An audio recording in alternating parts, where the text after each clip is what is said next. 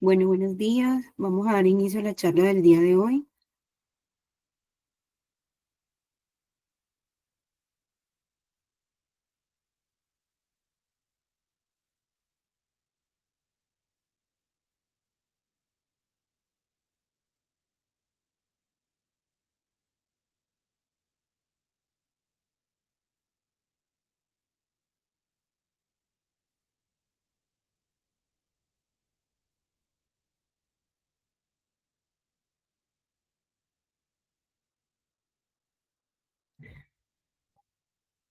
Bueno, mucho gusto. Mi nombre es María Angélica Navarro, residente de pediatría de primer año. Primero que todo, pues darle las gracias a la doctora Alexandra de la Espriella, nuestra infectóloga pediátrica, que fue mi asesora en este tema y en el caso clínico que voy a hablar el día de hoy. Entonces, el tema a tratar es las manifestaciones del adenovirus, conociendo más allá del tracto respiratorio. Inicialmente, vamos a hablar sobre un caso clínico que se presentó en nuestro piso de pediatría en la clínica Sommer. Fue un caso pues relacionado con el tema. Entonces, se trató de un lactante mayor de 1 año y 10 meses, procedente de la vereda Abreu, con peso de 12 kilos inicialmente y una talla de 88 centímetros. El paciente es producto de la primera gestación de 38 más 1, con madre sin patología durante el embarazo. Este nació por parto vaginal espontáneo con un peso de 3.010 gramos y una talla de 45 centímetros. Entre sus antecedentes importantes, destacamos pues el esquema de vacunación completo, incluyendo meningococo adicional y un antecedente familiar de cáncer del sistema nervioso central en el abuelo materno. Como antecedentes patológicos no tenían el momento de importancia, y el paciente, pues, durante su evolución presentaba un cuadro clínico complejo con múltiples consultas por fiebres persistentes, síntomas respiratorios y manifestaciones cutáneas. Entonces, en el primer evento, que fue del 9 al 11 de abril del presente año, el paciente ingresa como motivo de ingreso, tuvo pues fiebre persistente, cuadro con intolerancia a la vía oral, también presentó un episodio de amigdalitis que requirió atención médica. Durante su estancia, pues el manejo inicial, digamos, pues se trató todo el tema de la fiebre, la intolerancia, y posterior a esto se prescribió manejo con amoxicilina ambulatoria para la infección. Durante su estancia se le realizaron paraclínicos, donde pues contaba con un hemograma con leucocitosis asociado a neutrofilia y una PCR elevada que pues nos sugería un proceso infeccioso en curso. Asociado a esto se le realizó una radiografía de tórax que pues nos mostraba ligero reforzamiento de la trama vascular parailiar bilateral sin evidentes focos consolidativos. Posterior a su salida, el paciente reingresa nuevamente en un segundo evento el 18 de abril. El paciente pues ingresa presentando una recurrencia de los síntomas con picos febriles persistentes, aumento de la tos, episodios eméticos en 2 ocasiones, asociado también a astenia, dinamia y aparición de rash generalizado en todo el cuerpo. El manejo, digamos, pues ya posterior a su evolución y al alta, incluyó manejo con Advil Children y Prepet Plus en jarabe.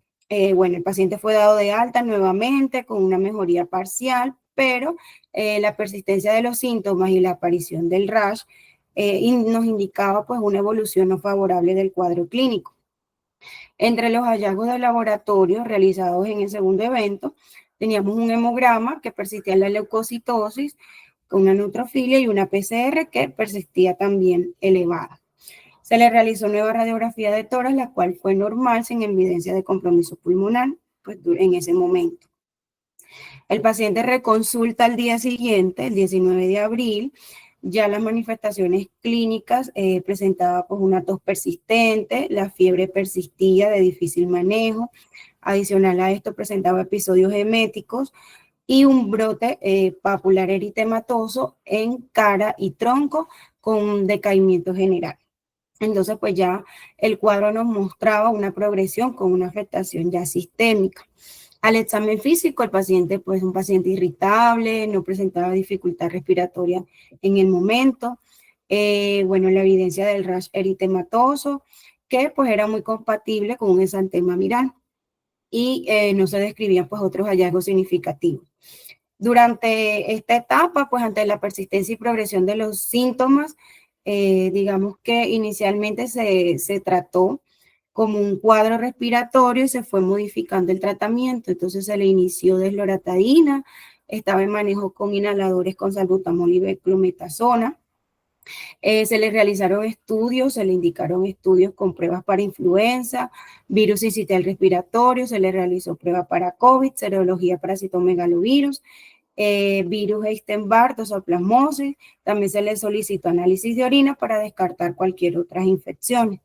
El diagnóstico como tal presumptivo en este momento nos orientaba pues mucho a una infección viral respiratoria, considerando el cuadro clínico y además de esto la presencia del exantema. Durante su evolución, el 21 de abril, cuando ya, digamos, habían estado los reportes de los laboratorios, se confirmó el diagnóstico como una infección respiratoria donde se aisló virus sincitial respiratorio, adenovirus y para influencia tipo 3. Entonces, esto nos confirmaba la etiología viral múltiple del cuadro clínico. Durante esta evolución, el estado respiratorio del paciente, digamos que se vio alterado. El paciente empezó con episodios de desaturaciones con valores entre 87 y 90%, el cual requirió oxígeno suplementario con cánula nasal convencional. El manejo terapéutico, bueno, en este momento, pues, de su cuadro respiratorio se iniciaron nebulizaciones con Verodol cada 4 horas para manejar el broncoespasmo y, pues, ayudarle a mejorar su función respiratoria. Dentro de su estado neurológico, pues, el paciente estaba más despierto, activo, no tenía ningún déficit neurológico aparente en el momento. Y bueno, digamos que ya en esta etapa se vio también pues un deterioro clínico relacionado con su compromiso respiratorio y que nos confirmaba así la coinfección viral como causa del cuadro. En estas imágenes del paciente les muestro cómo era evidente la presencia del rash que presentaba en todo el cuerpo, era generalizado, el cual se iba aumentando con el pasar de los días. No eran pruriginosas, el paciente sí pues presentaba prurito con esto y el cual se le fue tratando pues con el manejo indicado en su momento. Al paciente se le solicitó interconsulta con infectología pediátrica, la cual pues en el análisis del caso pues ya cuando lo interconsultó, el paciente pues ya tenía un diagnóstico de su infección respiratoria por sincitial, adenovirus y para influenza 3 con manifestaciones sistémicas. Por parte de infectología, la interpretación del exantema pues correspondía muy posiblemente a una infección por adenovirus, que pues también podría ser la causa de su fiebre prolongada, de su afectación de las vías respiratorias y adicional también causar otros síntomas gastrointestinales, el tema pues de la piel y en otros, y también posiblemente en el sistema nervioso central. En el contexto epidemiológico, pues infectología indicaba que pues las coinfecciones virales coinciden con el nexo en el núcleo familiar, además del ingreso a la guardería y pues todos estos factores de riesgo para infecciones virales múltiples. Como recomendaciones, infectología pues dejó ordenado continuar con manejo de soporte, realizar seguimientos a los cultivos y que se le habían realizado y su evolución clínica, y también no dejar atrás pues considerar la coinfección bacteriana y solamente iniciar el inicio de antimicrobianos, perdón, si la evolución del paciente era tórpida. Entonces aquí les muestro los resultados de laboratorios, los que se realizaron desde el ingreso y toda la evolución. Entonces pues tenemos el panel molecular respiratorio donde se hizo el reporte de adenovirus para influenza 3 y virus sincitial. El PCR para COVID fue negativo, los antígenos para influenza IV fueron negativos, citomegalovirus, Epstein-Barr también fueron negativos, los hemocultivos fueron negativos, dentro de las 48 y 72 horas. El urocultivo que se le realizó también fue negativo y la PCR para el 21 continuaba elevada. Entonces aquí pues los laboratorios nos mostraban la etiología viral múltiple del cuadro y nos descartaban que hubiera una infección, pues una coinfección bacteriana invasiva. Entonces, como hallazgos imagenológicos, para el ingreso el 18, como les comenté, pues habían campos pulmonares sin consolidación, no se observaban signos de derrame, ya en su evolución el 21, los pulmones adecuadamente estaban expandidos, habían unos infiltrados intersticiales paralelos bilaterales y se identificó una consolidación con broncograma aéreo en la base pulmonar izquierda. Pues hallazgo que se relacionaba con su proceso neumónico en el momento. También se le realizó un ecocardiograma que fue normal y una ecografía de abdomen normal. Para el 24 se le realizó un nuevo control de radiografía de tórax, donde se presentaban, pues evidenciaban unas opacidades intersticiales bilaterales y no se observaban signos de derrames pleurales. Entonces aquí tenemos las imágenes, la primera que es la del ingreso el 18, que estaba normal, y la del 21, durante su evolución, donde ya podemos ver las opacidades que estaba presentando el paciente.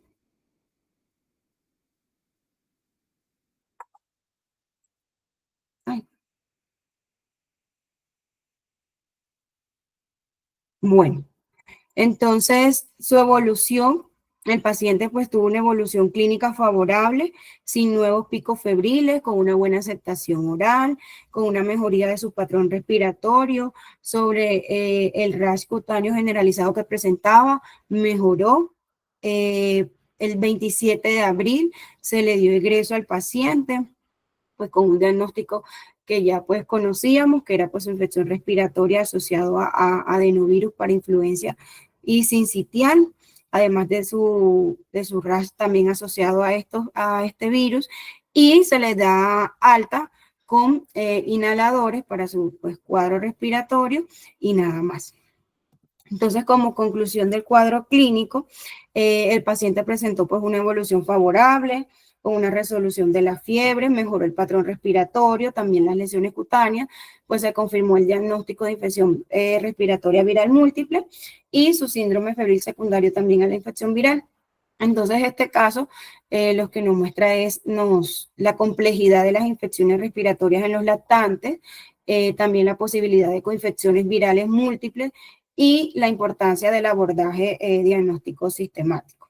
Entonces, el manejo también, pues, de soporte adecuado nos permitió la resolución del cuadro sin necesidad de iniciar antibióticos, también, pues, destacando la importancia de tener un diagnóstico etiológico preciso. Entonces, iniciando ya como tal el tema, que vamos a hablar de las manifestaciones del adenovirus, inicialmente, pues les voy a mostrar el boletín epidemiológico pues, de las semanas 3, que va hasta el 22 de marzo del 2025. Aquí esta notificación nos muestra la morbilidad por infecciones respiratorias agudas en Colombia entre las semanas epidemiológicas del 5 al 8 del año 2024 y de la semana 9 a la 12 del 2025. Entonces, inicialmente, en esta tablita, lo que nos muestra, pues, son las atenciones que se dieron de infecciones respiratorias agudas en los diferentes servicios, en la consulta externa y urgencias, en la hospitalización de sala general y la hospitalización de UCI. Entonces, podemos ver que hubo una variación porcentual entre las semanas del 2024 y las semanas del 2025, hubo un incremento en las consultas externas y urgencias del 29%. En la hospitalización de sala general también hubo un incremento del 16,97%. Y en la hospitalización en UCI, digamos que no hubo tanta variación. Hubo un porcentaje más alto entre las semanas del 2024 y la del 2025. Entonces, hablando pues como tal de las atenciones de consulta externa y urgencia, tenemos que el número de casos fue de 1.625.044 casos de atenciones de todas estas causas. Podemos ver que la variación de la edad fue mayor en pacientes de 1 año, tanto en el 2024 como en el año presente del 2025. Y en el presente año también se mantiene el grupo de edad de estas atenciones, que es de 1 año. Aquí nos muestra los indicadores de morbilidad por infecciones respiratorias en la consulta externa según pues, los departamentos. Entonces vemos que el primer departamento que se encuentra con la mayoría de casos es La Guajira, y Antioquia se encuentra como tal, como en la mitad de todos estos casos, con un 4,7 de total de todas las causas. En hospitalización de sala general, tenemos un número de casos de 68.337. Aquí la proporción de atenciones por grupo de edad. Seguimos con el grupo de pacientes en la etapa del primer año. Esto en el 2024, y en el 2025 también sigue, digamos, pues en aumento, más que todos los casos en esta edad. También aquí nos muestra pues la proporción de atenciones en el año presente, en el periodo epidemiológico de la 3 de este año también sigue presentándose más casos en esta edad de 1 año, y le siguen pues la edad de 2 a los 4 años. En los indicadores ya como entidad territorial de hospitalizaciones, el primer departamento que se encuentra es el Chocó, y Antioquia se encuentra un poco más abajo con 7,1 casos en total. En la hospitalización de UCI, el número de casos que van es de 8.617.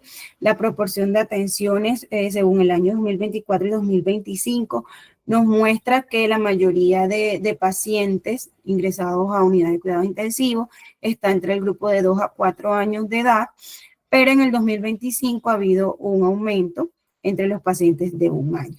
Entonces, como se puede ver aquí en esta tablita, en el 2025, las atenciones por las causas de infección respiratoria están en aumento en los pacientes de 1 año de edad, seguido de los pacientes de 2 a 4 años. Y en los indicadores de morbilidad por IRA en hospitalización de UCI, encontramos que el primer departamento se encuentra en Bolívar, y Antioquia ya se encuentra en el puesto número 4. Entonces, bueno, aquí les muestro el número de casos durante el presente año de la circulación, pues como tal, viral. Tenemos que pues durante el periodo epidemiológico de este año se observa una tendencia pues sostenida en el aumento de las notificaciones por infecciones respiratorias en todos los niveles de atención. Entonces, como les mostré, pues las consultas externas y atenciones por urgencia muestran un comportamiento, digamos, estacional en picos marcados en el año pasado y las hospitalizaciones en sala general reflejan pues una distribución más homogénea entre los años, aunque se ha mostrado un incremento notorio entre el 2024 y 2025. Además de esto, pues en Colombia los casos de infección respiratoria también se relacionan pues con la circulación tanto del virus sincitial respiratorio como de influencia A y B, rinovirus, adenovirus y del COVID. Entonces, todos estos patógenos pues se relacionan con mayor frecuencia en ciertos grupos de edad, siendo así el virus respiratorio sincitial en niños menores de 5 años, y tienen una mayor afectación pues de cuadro clínico en neonatos y lactantes. Entonces, durante el periodo epidemiológico 3, pues correspondiente a los últimos 3 años, se ha mantenido una alta positividad viral en todos los casos evaluados. Entonces, por la vigilancia centinela se alcanzó el 44,9% en el 2023, en el 2024 fue de 40,9%, y ya en el 2025 tenemos pues un porcentaje de 43,3%. Entonces, esta tendencia nos refleja una circulación activa y sostenida de los virus respiratorios, especialmente pues en aquellos pacientes durante los meses asociados al primer pico respiratorio del año. Entonces, tener en cuenta pues que los grupos más afectados continúan siendo los niños pues menores de 5 años, con predominio en detención para virus sincitial respiratorio. Si se dan cuenta, pues el adenovirus está de último con un porcentaje de 7,5. Entonces, aquí nos muestra lo que le estaba comentando según los años. En el 2023 la positividad de estos virus fue de un 44,9, en el 2024 bajó un poco a 40,9 y en el 2025 pues ya tenemos un 43,3% de esta tendencia. Aquí nos muestra que pues el adenovirus no está como entre los, digamos, entre los principales, pero sí se encuentra ahí con un aumento en la tendencia de su positividad. Entonces, como conclusión de estas tablas, tener en cuenta que en comparación con el 2025, o sea, con el presente año, se observa una variación porcentual con tendencia al aumento, pero que no llega a superar el 30%. También pues tener en cuenta que los grupos de edad con más atenciones van a ser los niños menores de 5 años. Entonces, ya hablando del tema, pues tenemos que las infecciones por adenovirus, estos pueden causarnos infecciones a cualquier edad, pero son más comunes en la población pediátrica, como ya lo dije, en pacientes pues más pequeños y en los lactantes también. Nos habla que al llegar a los 10 años, la mayoría de los niños ya han tenido al menos un episodio de infección por adenovirus. También estos pueden causar síntomas similares a un resfriado común y presentar síntomas como rinorrea, tos y dolor de garganta. Las infecciones respiratorias ya inferiores llegan a ser más graves e incluso mortales en estos pacientes. Bueno, como tal, las consecuencias de las infecciones por adenovirus tienden a ser generalmente leves. Sin embargo, pues a pesar de la percepción de que los adenovirus tienden a ser inofensivos, las infecciones pueden causar enfermedades graves en ciertos, digamos, en ciertos casos, ciertos pacientes, como lo son los pacientes más pequeños, los recién nacidos, los lactantes, pacientes inmunodeprimidos y quienes padecen también, pues, afecciones persistentes como enfermedades respiratorias o en algunos casos enfermedades cardíacas. Entrando en la virología, pues tenemos que la variabilidad, digamos, bueno, inicialmente pues el adenovirus hace parte de la familia Adenoviridae y su nombre se deriva del aislamiento inicial del virus de adenoides humanas que se presentó en 1953. Entonces, el adenovirus proviene de la región anatómica donde fueron aislados por primera vez en cultivo de células de los adenoides. Por eso su nombre. Su clasificación tiene más de 100 serotipos clasificados en 7 especies que van de la letra A a la G, con un tropismo tisular diferente entre especies.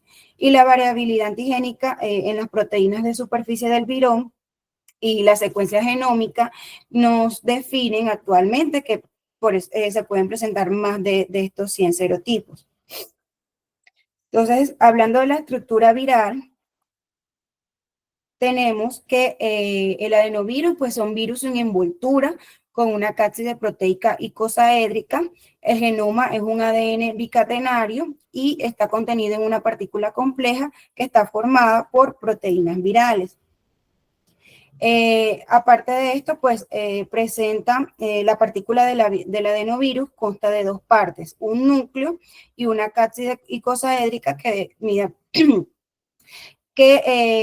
presenta pues su estructura periférica del virus, que va a contar con 3 proteínas principales de la cápside y 4 proteínas secundarias. La primera como tal va a comprender pues la fibra y el botón, la base del pentón y el exón. Además, la segunda va a incluir las proteínas, todas estas proteínas que vemos acá, y el núcleo también pues va a contener un genoma viral y las proteínas centrales. Entonces aquí tenemos el exón, que son las proteínas estructurales principales que van a formar como tal la cápside icosaédrica. Estas son importantes y van a determinar el serotipo del adenovirus. Contamos pues también con el pentón base, que se localiza en las partes, en los vértices como tal de la cápside y sirven como un punto de anclaje para las fibras virales. También están estas que son el dominio de perilla, que es la parte terminal de las fibras virales, y estas son las que van a interactuar con los receptores celulares, que son, pues, son esenciales para la entrada del virus hasta el huésped, pues como a la célula huésped. Tenemos las fibras que son las proyecciones filamentosas de los pentones, que estas van a medir el tropismo celular, es decir, que las células pueden infectar como tal el virus.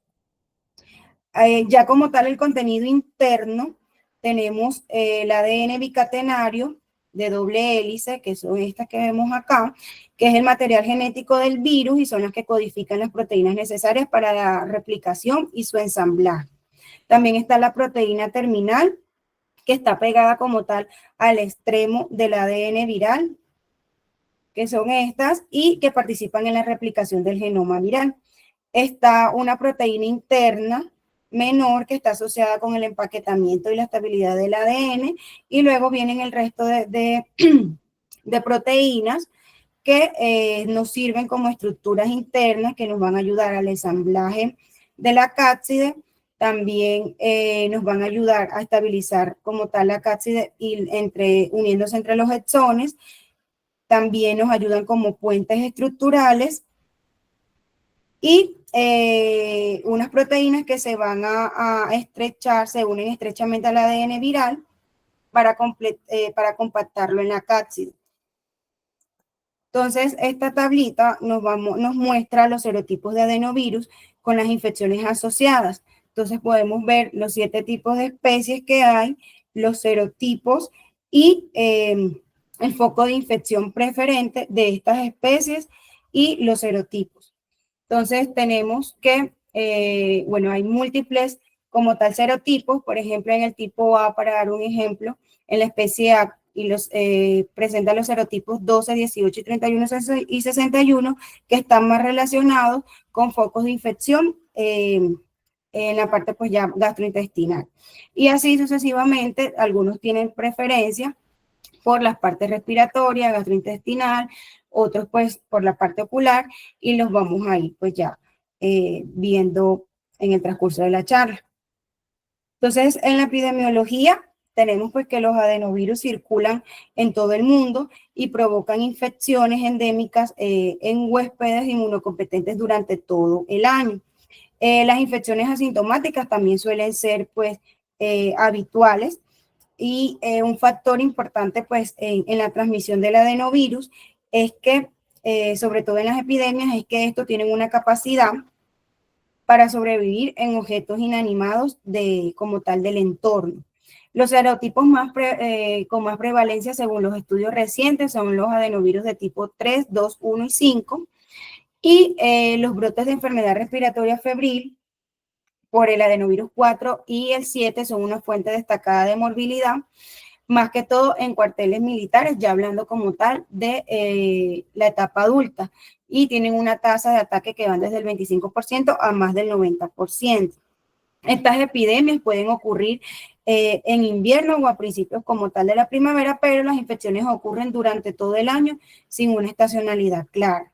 La infección puede resultar también de la exposición a individuos como tal infectados, ya sea por inhalación de gotitas aerosolizadas, la inoculación conjuntival y la propagación oral fecal.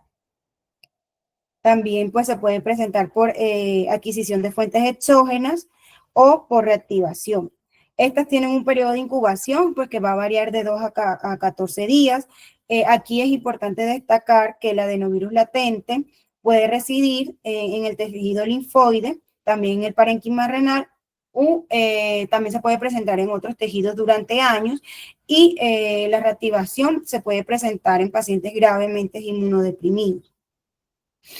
También nos habla dentro de esto que pues el transporte asintomático del adenovirus también puede persistir durante semanas o meses, y tener en cuenta que las epidemias se pueden propagar rápidamente entre poblaciones cerradas, como por ejemplo pues los hospitales, las guarderías, internados o en hogares de niños, o de pronto hasta en algunas piscinas públicas, algunos lugares públicos donde se puedan propagar rápidamente. Bueno, entonces les traje este estudio, este primer estudio, que nos habla sobre el brote de adenovirus grave en Colombia. Fue la experiencia en un hospital que se presentó en un hospital pediátrico de tercer nivel en el año 2022. Este tipo de estudio fue un estudio observacional, retrospectivo y descriptivo que se realizó en una población de 227 pacientes pediátricos con diagnóstico confirmados de adenovirus. Como criterios de inclusión, se estudiaron pacientes con infección grave, definida por la necesidad de soporte ventilatorio vasoactivo. Se tomó una muestra, al final la muestra fue de 196 pacientes, donde se excluyeron 31 por no cumplir con los criterios de severidad, y el periodo de estudio fue del 1 de enero al 31 de diciembre del 2022. El contexto como tal del estudio nos mostraba que durante la pandemia por COVID las medidas de contención redujeron significativamente la circulación de virus respiratorio. Entonces, posterior al levantamiento de de estas restricciones, se observó un aumento inusual y también pues unas infecciones respiratorias graves fuera como tal de la temporada normal. En Colombia, en el 2022, pues se reportó este brote con una presentación clínica más severa, especialmente en aquellos niños menores de 5 años, lo cual motivó a este estudio. Entonces, el objetivo de este era que se describieran las características clínicas y epidemiológicas de los pacientes pediátricos estudiados con infecciones pues graves por adenovirus. Y este estudio pues se realizó en el Hospital Pediátrico La Misericordia en Bogotá durante todo el año 2022. Entonces, la edad mediana de este estudio fue de pacientes de 2 años de edad. Hubo pues se presentó un mayor casos en niños, en un 62%. Hubo un ingreso a UCI del 97%, con requerimiento de soporte respiratorio del 94%. Los que requirieron pues, soporte vasoactivo fue de un 36%, y también se presentaron pacientes que fueron candidatos a ECMO en el 80%, o sea, el 15 pacientes de este grupo. La tasa de mortalidad hospitalaria fue del 11%, se presentaron 21 fallecidos y 18 con comorbilidades. Las manifestaciones clínicas más comunes en este estudio fueron los síntomas respiratorios altos, la fiebre, la diarrea, la conjuntivitis y el exantema. También se presentaron con infecciones virales en un 69% de los casos, que presentaron otros virus relacionados, los que tenían 2 en un 25% y en un 6% los que presentaban 3 o más. Entre los hallazgos radiológicos se presentaron pues patrón intersticial y consolidaciones en este estudio. Entonces, como discusión y conclusión, pues este brote del 2022 fue uno de los más importantes en Colombia. Coincidió pues con otros brotes similares en otras regiones tras las pandemias. Y pues en este brote hubo un mayor número de casos graves, un mayor requerimiento de soporte intensivo y una mayor tasa de mortalidad. Entonces, este estudio nos muestra la importancia de mantener la vigilancia de virus respiratorios post pandemia, considerar pues que el adenovirus como un patógeno respiratorio puede ser potencialmente grave, y también pues tener en cuenta de estudiar estrategias preventivas y de manejo para aquellas poblaciones vulnerables como los menores de 5 años con comorbilidades. Bueno, de la transmisión, como ya lo había dicho antes, pues la transmisión puede ser ya sea respiratoria, que es pues la principal vía de transmisión, de contacto, por contacto directo con superficies contaminadas, fecal oral, que es una importante vía de transmisión, especialmente en niños, y también se documenta la propagación a través del agua infectada. La fisiopatología del adenovirus, bueno, tenemos que la vía de entrada del adenovirus es la célula huésped, la entrada del adenovirus a la célula huésped es por el mecanismo de endocitosis, que está mediada por receptor, donde las integrinas desempeñan como tal un papel muy importante, y se presentan 2 receptores que los adenovirus reconocen para introducirse en las células. Entonces, estas se reconocen, se presenta el receptor CD46 para el serotipo B y el receptor específico de adenovirus, que es el CAR, para los demás serotipos. Entonces, el receptor CAR lo que hace es que interactúa con la fracción glomerular, mientras que las integrinas interactúan con la base de pentona y el adenovirus va a entrar a la célula con un endosoma cuya acidificación va a favorecer la disociación de la capside.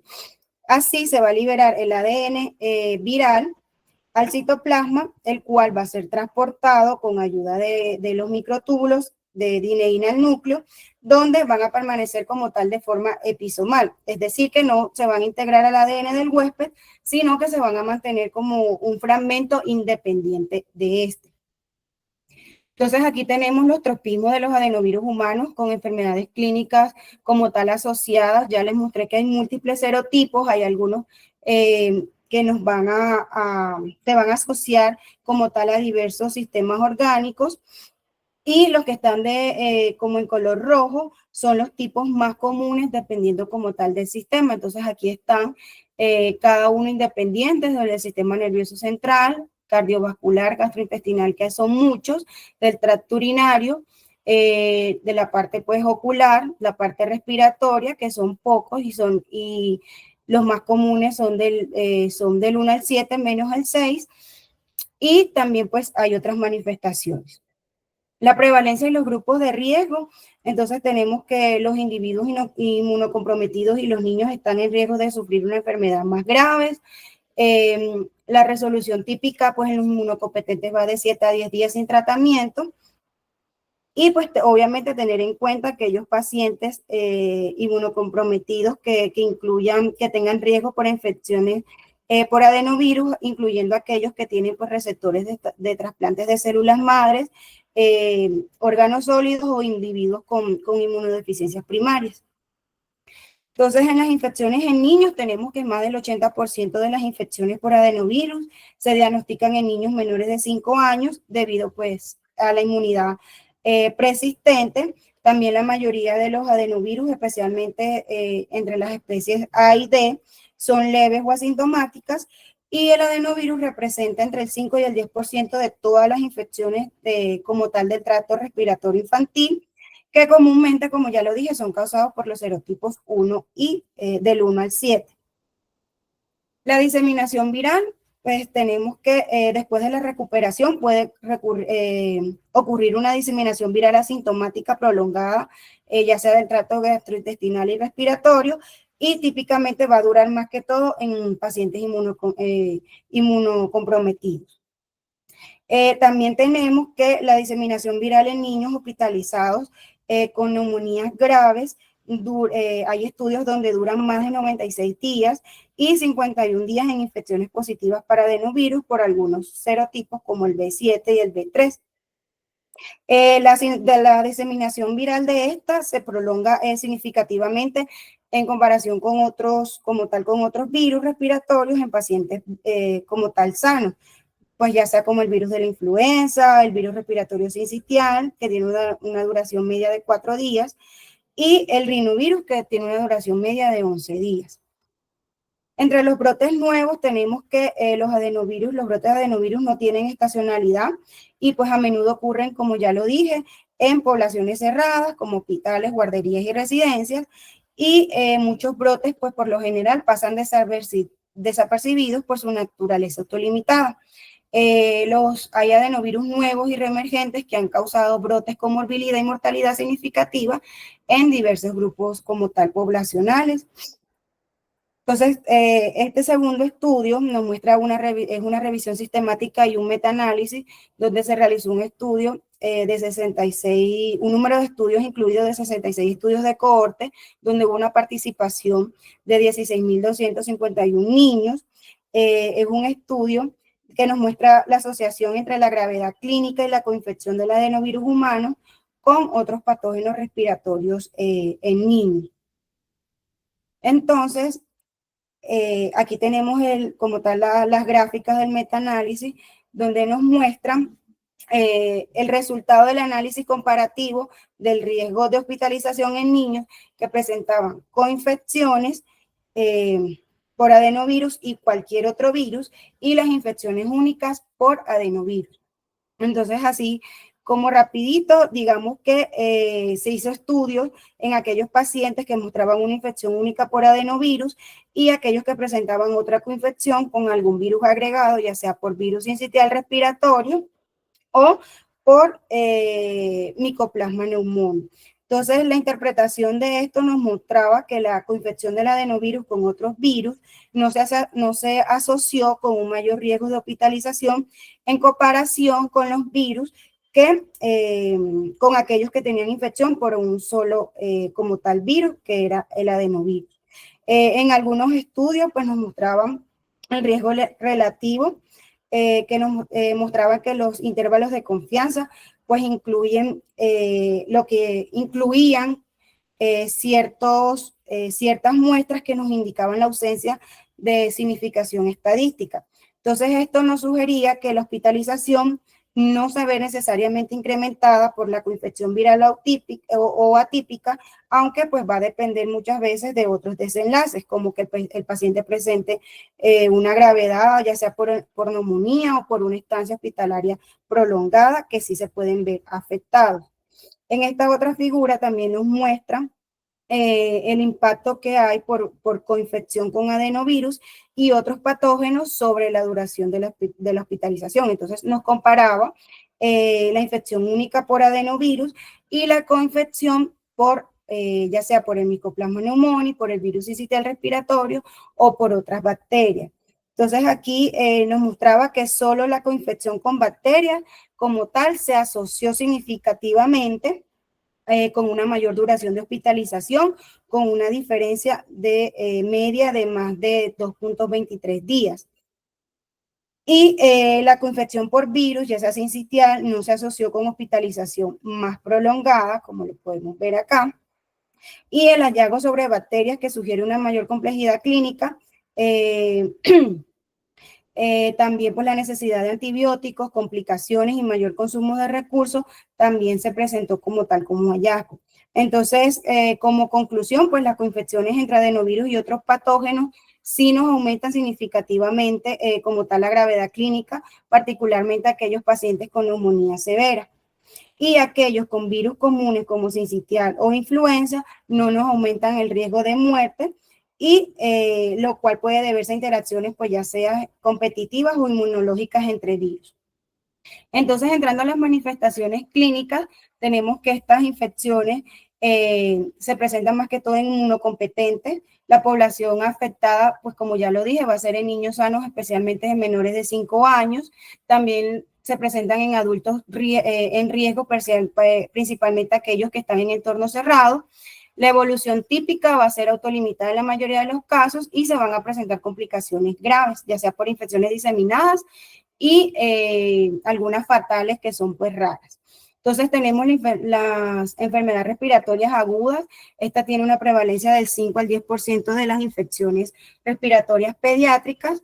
Sus síntomas típicos pues son la fiebre, la faringitis, algunos cuadros de amigdalitis, tos y dolor de garganta. La primoinfección en lactantes nos puede llevar a presentar cuadros de bronquiolitis o neumonía hasta en un 20% de los casos, y se presenta un 10 o un 30% de los inmunocomprometidos que desarrollan insuficiencias como tal respiratorias graves. En las infecciones oculares tenemos que se ha observado una transmisión nosocomial en clínicas oftalmológicas o en hospitales a través de contaminación ambiental, ya sea por instrumentos que se usen oftalmológicos o por las gotas para los ojos. Entonces se presenta la conjuntivitis folicular, que es común por adenovirus. Esta es autolimitada y no requiere tratamiento específico.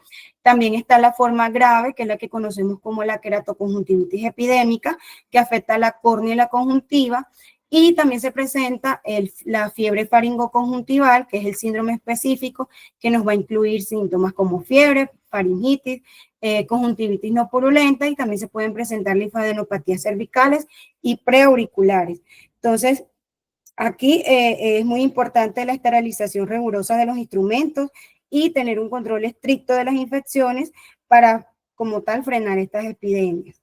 En las manifestaciones gastrointestinales, el adenovirus puede detectarse en heces en un 5 o un 10% de los niños con diarrea. Pueden aparecer síntomas incluso cuando la afectación principal es respiratoria. Entre los serotipos específicos está el adenovirus 40 y el 41, que tienen una afinidad más que todo por el tracto gastrointestinal y nos pueden causar principalmente síntomas como la diarrea. Complicaciones más raras también se pueden presentar, como la colitis hemorrágica, hepatitis, colecistitis y pancreatitis, que ya se presentan como tal en casos más severos. También tenemos manifestaciones del tracto urinario, donde vamos a encontrar manifestaciones típicas como disuria, hematuria, cistitis hemorrágica y disfunción del alo injerto renal. La población de riesgo está principalmente en aquellos receptores de trasplante de células madres hematopoyéticas o de trasplantes de órganos sólidos. Sus complicaciones son autolimitadas y estas pues pueden provocar una insuficiencia renal mortal o llegar a presentar nefritis tubulointersticial necrosante. Su diagnóstico se realiza pues ya sea por confirmación mediante cultivos o por PCR en orina. También se pueden realizar serologías o biopsia renal. También se presentan otras manifestaciones raras que se presentan con menor frecuencia, pero los adenovirus también se pueden asociar con patologías cardíacas como la miocarditis y miocardiopatías, en la región, pues en la zona pulmonar por displasias pulmonares, en el sistema neurológico por encefalitis y meningitis, y también se pueden presentar otras manifestaciones como la intusección intestinal y la muerte súbita del lactante. Entonces, hablando como del adenovirus en pacientes inmunosuprimidos, tenemos que las personas inmunosuprimidas, sobre todo aquellos receptores de estas plantas, como ya lo dije, tienen un riesgo elevado de la enfermedad grave. Entonces, estas pueden producirse, tener una reactivación de un virus que está ya persistente en un receptor de trasplante, y la transmisión del virus también se puede dar desde el donante de órganos. Se pueden presentar insuficiencias orgánicas, ya sea por neumonía, hepatitis, gastroenteritis e infección diseminada, que se produce pues, especialmente en estos pacientes. Y el niño es inmunosuprimido, pues el riesgo va a ser mayor que en los adultos por falta de inmunidad persistente. Ya en este tercer estudio que les quise traer relacionado con el caso clínico, nos muestra la afectación cutánea por infección diseminada por adenovirus en un receptor de trasplante halogénico de células madres. Entonces, esto es un reporte de caso en el que se describe en detalle la evolución de un paciente con una presentación como tal atípica y grave que se dio por infección diseminada por el adenovirus. Y este incluyó más que todo las manifestaciones cutáneas, que son poco reportadas como tal en todas las literaturas. Entonces, tenemos que inicialmente la paciente presentó unas pápulas rojas queratóxicas con apariencia vesicular en palmas y plantas, tuvo una progresión con diseminación a tronco y extremidades, se le realizó histología de esta, donde se encontraron disqueratosis antolítica focal, queratinocitos con núcleos hipercromáticos. En el tratamiento administrado de esta paciente, se le administró antivirales y soporte inmunológico, pues recordar que la paciente era una paciente inmunodeprimida. Su evolución fue una infección sistemática progresiva, que llevó luego una hepatitis colestásica, una neumonitis, una encefalopatía y un fallo respiratorio hipoxémico, con un desenlace de que la paciente fallece durante su hospitalización. Entonces, este caso, como tal, nos muestra que el adenovirus puede comprometer la piel en infecciones diseminadas, particularmente en aquellos pacientes con inmunosupresión severa, y que las manifestaciones cutáneas específicas nos van a incluir pápulas queratóxicas, algunas con apariencia vesicular y otras van a progresar erosiones. La confirmación de estas, pues se requiere una biopsia cutánea con histología como tal para confirmar el adenovirus. Y el tratamiento antiviral tiene eficacia como tal limitada en aquellas infecciones diseminadas que están muy avanzadas o en aquellos pacientes con una viremia persistente. Pero pues más que todo en estos pacientes inmunosuprimidos. Entonces, tener en cuenta que hay que incluir el adenovirus en diagnósticos diferenciales cuando presentamos pacientes con estas lesiones cutáneas, más que todo en los inmunosuprimidos, y considerar las terapias combinadas tempranas e individualizadas, en pacientes de alto riesgo. Como método diagnóstico, entonces tenemos que se puede sospechar que los adenovirus son de etiología de una enfermedad a partir de múltiples características epidemiológicas o clínicas, pero que ninguna de ellas es lo bastante específica para establecer un diagnóstico con firmeza. Entonces tenemos la detención directa, que es la inmunofluorescencia, que se hace pues indirecta en sitios afectados, el cultivo, que es como el estándar de oro, pero tiende a tardar muchos días para su reporte, la PCR, que es el enfoque más utilizado actualmente, y tiene una sensibilidad alta para la enfermedad diseminada. Entonces aquí tenemos como la diferenciación de los métodos diagnósticos, el tipo de muestra, pues la PCR, que es la reacción en cadena de la polimerasa, se puede tomar ya sea por muestras respiratorias, en heces, sangre u orina. El método, pues, es de la detención del ADN viral. El tiempo de resultado es mucho más corto a diferencia de los otros. Su sensibilidad y especificidad es alta a comparación de los demás, de un 95 a un 100%. Y como ventajas tiene que es rápido, es sensible y detecta coinfecciones. Las únicas limitaciones es que puede ser costoso y que requiere un equipo especializado. Entonces, tener en cuenta, pues, que el método principal a usar va a ser la PCR. Como terapia, el tratamiento general, pues más que todos estos pacientes, el control de la fiebre, el aislamiento de ellos, el apoyo a la función orgánica y la monitorización de órganos extrapulmonares. No hay tratamiento antiviral aprobado para esto, ningún antiviral como tal está aprobado en estudios, no todos los pacientes van a requerir tratamiento antiviral y pues hay algunas indicaciones para considerar tratamiento antiviral. La prevención, el lavado de manos, la limpieza y que no se dispone de ninguna vacuna específica para su uso rutinario. Entonces, como conclusión, la causa frecuente de infecciones respiratorias y gastrointestinales en niños, ya sabemos que van a estar más presentes en menores de 5 años. Estas pueden simular infecciones bacterianas graves. El virus puede sobrevivir durante semanas en las superficies. Tener en cuenta los síntomas comunes, la presencia de formas severas y tener en cuenta el diagnóstico que va a ser por PCR y que no hay tratamiento antiviral específico en la mayoría de los casos y su manejo va a ser sintomático y de soporte. Listo, muchas gracias. Esta fue pues como tal toda la charla del día de hoy. Espero que les haya quedado claro. No sé si hay preguntas o dudas. Bueno, muy buenos días a todos. Un minutico solamente como para redondear el mensaje, aparte del que nos dio María Angélica, pues, es que definitivamente las infecciones y coinfecciones virales en los lactantes yo creo que es un reto diario del servicio de pediatría, y me parece que este caso es un caso que nos enseña a todos. De hecho, incluso desde el punto de vista de infectología, a mí me parece que fue un aprendizaje también, porque este paciente realmente estuvo enfermo un mes. Yo creería que en el recorrido desde que empezó su enfermedad, pues realmente fue un mes enfermo, un mes con fiebre persistente, iba y venía. Yo creo que tuvo las 2 o 3 reinterconsultas. Entonces, importante, el mensaje es que, por favor, ante la presencia de infecciones virales, debemos conocer realmente, debemos conocer nuestros virus, debemos conocer cuál es el virus que está circulando en este momento, dependiendo de la semana epidemiológica en la que nos encontremos. Debemos conocer nosotros como pediatras cuáles pueden ser las manifestaciones clínicas de los virus.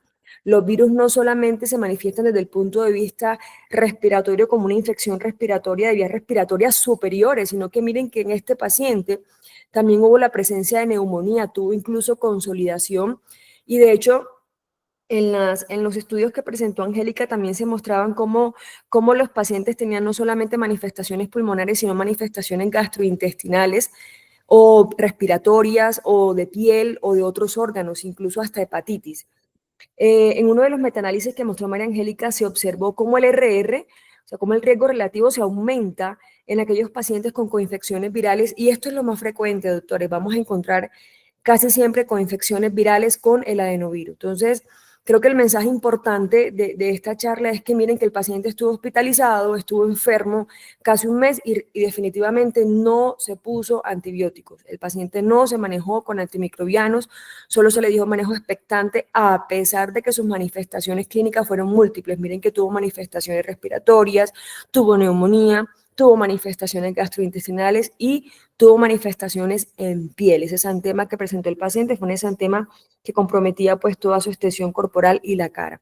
Entonces el mensaje del día de hoy, pensar principalmente en infecciones virales en estos lactantes, son los que realmente, como se dice, mandan la parada, son los agentes etiológicos principales.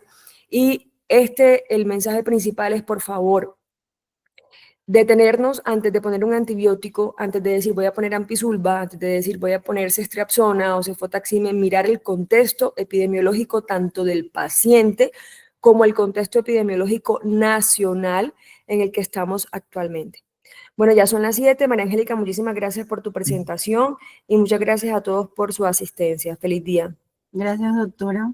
Gracias por su asesoría y gracias a todos por conectarse.